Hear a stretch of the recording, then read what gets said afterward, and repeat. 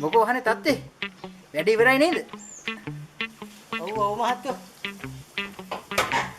දැන් තා වැඩ ටික ඉවර වුණේ. අම්මෝ ලොකු දෙයක් අයිසේ. දවස් කීයක් නම් මං ආවද මේ පැත්තේ මේක බලන්න? ඈ ඒකනේ මහත්තයෝ. දැන් හරි. කිසිම අවුලක් නැහැ. තිබුණට වඩා සුපිරියට හදලා තියෙන්නේ. මොකද්ද මනුස්සය මේ හතර බීරේ කතාව? දැන් තමුසේ කිව්වේ හදලා තියෙන්නේ කියලා.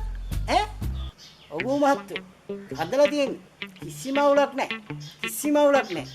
කලින්ට වඩා හොඳයි. ඉතින් මනුස්සයෝ අවුලක් නැහැ කියන එකෙත් අවුලක් තියෙනවනේ. තමුසේ හදලා තියෙනවා නම් අවුලක් නැහැ කියන්නේ නැහනේ. මං හැදුවා කියලා කියනවනේ. ඉතින් මෙතන අවුලක් තියෙනවා කියන්නේ තමුසේ හදලා නැහනේ.